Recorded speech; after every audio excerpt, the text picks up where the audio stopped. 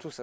Écoutez, moi ça va pas trop mal et à la base cette vidéo existe pour faire une sorte d'état des lieux de 2024. Sauf que je me suis rendu compte qu'en 2024, il y a un événement important qui est arrivé et je pouvais pas passer en 2025 et me dire il y a toujours ça qui traîne sur la table, tant pis. Évidemment, je parle de la vidéo de Pierre Chabrier, mon ancien associé, vous savez, le mec là.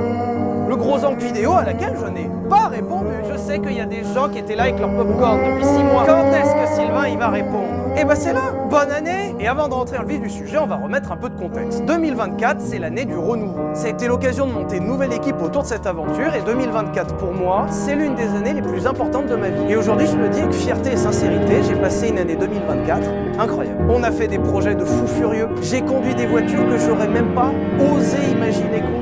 La chaîne Sylvain Life, c'est de loin le projet le plus motivant que j'ai fait de ma vie. Alors évidemment, l'année n'a pas été parfaite, puisque je sais pas si vous vous souvenez, mais avant je faisais des vidéos avec un grand barbu à lunettes, casquette. Je pense que si vous êtes en train de regarder cette vidéo, normalement vous avez vu la vidéo de Pierre, qui est sortie le 15 août dernier. Je sais qu'il y a beaucoup de gens qui sont tombés de leur chaise en étant sûrs que Pierre et moi, on était encore super copains. Et alors que ces sujets-là, à mon sens, auraient dû rester privés, entre nous, on a 40 minutes de vidéo où Pierre me déglingue. Et justement, pour bien attaquer 2025, j'ai envie d'en finir avec cette histoire. J'en ai ras-le-bol d'avoir des messages et des commentaires de gens qui me connaissent pas Pierre, qui connaissent pas l'histoire, mais qui pourtant ouvrent leur bouche. J'en ai ras le que mes proches prennent encore des messages là-dessus, que moi je prenne des messages d'insultes, du harcèlement et qu'on m'en mette plein la gueule.